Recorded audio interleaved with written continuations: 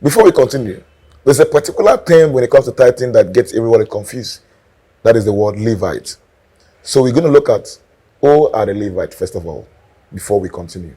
So let's open the Bible to the book of Deuteronomy chapter 10, verse 8. Don't forget, I'm a pastor. I have a ministry as I'm talking to you right now. So I'm not biased in any way. I just want to let you know the truth. Deuteronomy chapter 10, verse 9. At that time, the Lord set apart the tribe of Levi. The Levites are the children of Levi. At that time, the Lord set apart the tribe of Levi to carry the ark of the covenant of the Lord, to stand before the Lord, to minister and to pronounce blessing in his name, as they still do today. That is why the Levites have no share or inheritance among their fellow Israelites. The Lord is their inheritance, as the Lord your God told them. The gatekeepers, the sanctuary keepers, the guardian, name them, the instrumentalists. These were the Levites. They don't work. They don't have any land to farm on. These were the Levites. So God commanded, you that have worked, whatever you get from your farm, bring it. 10% out of it. Bring 10% out of it and give to this one, since they're not working. That is how tithing came to be. And the question is, do you still have Levites today? There's no way you can twist it. I am not a Levite. You are not a Levite. Levite is not a name that was given to people that belong to a particular category. It was given to a particular set of people that bear that name from that kindred. For example, I am Tommy. That's my surname is Tommy. So if my children comes now, they will be from the tribe of Tommy. You cannot say I'm from the tribe of Tommy when you're not from my loins, from my descendants. So your pastor is not a Levite today, in this day. There's nothing like that. There's nothing like my pastor, I'm now a Levite in today. There's nothing like that. Levite were a set of people. If your pastor is a Levite today, that means Jesus Christ was a Levite. Paul was a Levite. Peter was a Levite. All those people were Levites. So if you are paying tithe to God, it's from your heart. Tithing is not a requisite for blessing anymore today. And there's another thing they say. They say, it is called the Lord's portion. You're not supposed to touch your tithe. You must take your tithe to church. You don't take your tithe, you don't spend it. Listen to this place in the book of Deuteronomy chapter 26. The church may not want to read it. The only place you know about tithing is Malachi chapter 3 verse 10. But let's read the book of Deuteronomy chapter 26 verse 12. When you have finished setting aside a tenth of all your produce in the third year, the year of tithe, you shall give it to the Levites. That is that set of people. The keepers, the gatekeepers, the guardians, the instrumentalists, the ushers, name them. The foreigner, that is a stranger. That's what we call tithe of tithes. That's where you get the money from. If somebody comes to the church and pay 100,000, the church is not supposed to spend the 100,000. The church spend 90,000 and keep 10,000. That's a good tithe of that tithe. So that if a stranger comes to the church and asks you for money, you don't have to tell him, we don't have money. Where is the tithe of tithe? The fatherless and the widow, so that they may eat in your towns and be satisfied. Then say to the Lord your God, this is a prayer for tithing. It's not Malachi chapter 3 verse 10. I have removed from my house the sacred portion. Remove from your house the sacred portion. And I've given it to the Levite, the foreigner, the fatherless, and the widow. That means you can give to people that are in need. If you are paying tithes in your church and you have a servant in your house that doesn't have two clothes to wear, you are a hypocrite. You're not doing that because you are obeying the commandment of God. You're doing that because you think that if you pay that money, God will bless you the more. That's why people like Bill Gates, Elon Musk, Jay Bruce, you can't. Which tithe did they pay? But they're the richest. The richest people are not even Christians. If somebody walks down to you and the money you have is 10,000 naira and you want to pay tithe, and someone walks down to you and is sick and he needs money for a medical bill, giving that person money is you have paid your tithe already. Someone in need and you take a portion of that, whatever you have, and give to that person, you have paid your tithe already. He said, I've given to the Levite, given to the widow, given to the fatherless and the stranger. That means you have the power to spend that money. Don't allow anybody to come and tell you don't have the power to spend that money. Whatever I'm telling you right now, it's not from me. It's from the Bible. It's there. But I wonder why the church will never read any of this portion than Malachi chapter 3 verse 10. How about Deuteronomy chapter 14 from verse 22? Now let me read for you here. Be sure to set aside a tenth of all your field produce each year. Eat the tithe of your grain, new wine, and olive oil, and the firstborn of your herds and flocks in the presence of the Lord your God at the place he will choose as a dwelling for his name. Eat it. That means I can gather all my stuff, take it to the church, and share among people. I don't even need to put it inside the basket. I don't need to put it and start marking tithe card, so that you may learn to revere the Lord your God always. But if that place is too distant, that is for you to take those your farm produce down.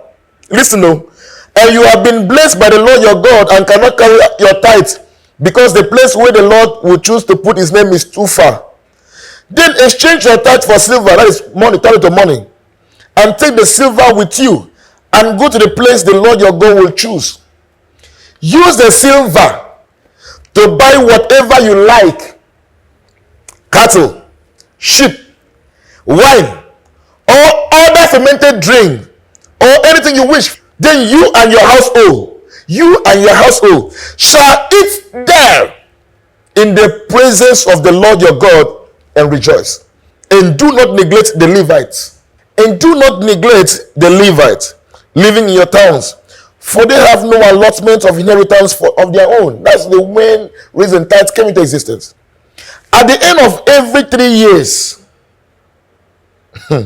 bring all the tithes of that year's produce and store it in your towns, so that the Levite who have no allotment or inheritance of their own, and the foreigners, and the fatherless, and the widows who live in your towns may come and eat and be satisfied, and so that the Lord your God may bless you in all the work of your hands.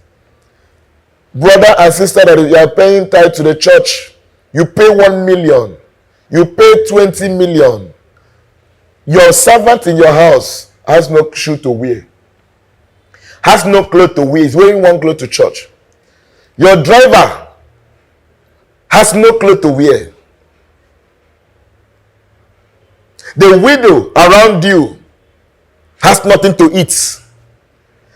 The fatherless around you is suffering, and you are paying tithes. Have you ever read this place before? Go back and read Deuteronomy chapter 14 verse 22. Also read Deuteronomy chapter 10. Also read Deuteronomy chapter 26, and you will understand. The church is supposed to have what we call tithe of tithes. That is why if you read the book of Malachi, where that reading starts, they don't start from there. Malachi chapter 2. Now you priests, this warning is for you. If you do not listen, and if you do not resolve to honor my name, says the Lord Almighty, I will send a curse on you, and I will curse your blessings. Yes, I have already cursed them, because you have not resolved to honor me. The curse is not for you. That place has nothing to do with the congregation. It has to do with the pastor, people like us. Because when the tithe comes to the church consumes all the money, and nothing is left for the widow, nothing is left for the Levites, nothing is left for the fatherless, and nothing is left for the stranger. So when the pastor were eating all their money, all the tithe that is brought into the house, they were eating everything. God was angry. That's why if you read that from that Malachi chapter 3 verse 10, it says, bring all the tithe into the storehouse. You have no access to the storehouse. You have no access to the storehouse. It's only the priests that have access to the storehouse, so that they will be meat in my house. I see, if I will not open the windows of blessing and shower that blessing upon you. If you don't do this, you are cursed with a curse. That place starts from chapter 2. Read from that place. God was angry with them because they did not remit. That's why you go to church today and ask church, please, I need 5,000 to add to 35,000 to pay school fee. Church will tell you you have so much project, we don't have money. Where is the tithe of tithe? But the church is collecting tithe every day. Where is the tithe of that tithe? I'm not asking you to bring money from the pocket to give to me. I'm not even asking you to bring offering. I'm asking you the tithe of tithe, because you don't read the Bible and you don't know. So today, they make you understand that when you have tithe, you don't touch that tithe is a lost portion. But today in the Bible, according to the book of Deuteronomy chapter 14, you can spend the tithe. You say, bring everything into your town so that the priests, so that the Levites, the widow, the stranger, the fatherless will come and eat and be satisfied. Why can't they read this place for us and explain it? If you want to give to your pastor 1 billion, give private jets. There's no problem about that. If you want to give to the church, donate to the church, donate to the church. You don't give to God because you want God to bless you. You give to God because God has blessed you already. Where do you get what you're giving to God? You're giving it from the blessing He has given to you already. This is a way of saying, thank you for blessing me. If you like, donate 1 billion to the church. Don't give it to God and say, Father, take this tithe and multiply it and open the windows of heaven and bless me. No. You are giving it to me because He has blessed you already and you are coming back for appreciation. Please. If you have tithe in your house even right now, look out for the widows around you. Look out for the fatherless around you. Look out for the stranger around you. Look out for the people that doesn't even have what to eat. Look at you. You eat 3 square meal. Love looks out for people that are in need. There are people in that your neighborhood, that your street, that doesn't have what to eat. Go and get them something to eat. Take that tithe of your salary. Except the church, you know that this church right now, you have a president and they need money. And the Lord, you can go and give to the church. But outside that, there are people around you that need that money more than the church. Please.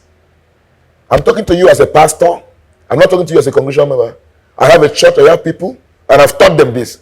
So if you want to give me, I don't need to manipulate you for you to give me. I don't need to manipulate you for you to give to the church.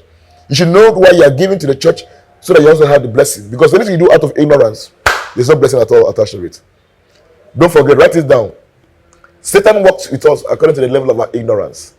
And God works with us according to the level of our knowledge. God bless you as you receive this word. Go back and read this Bible portion, and I know that definitely your life will change. God bless you.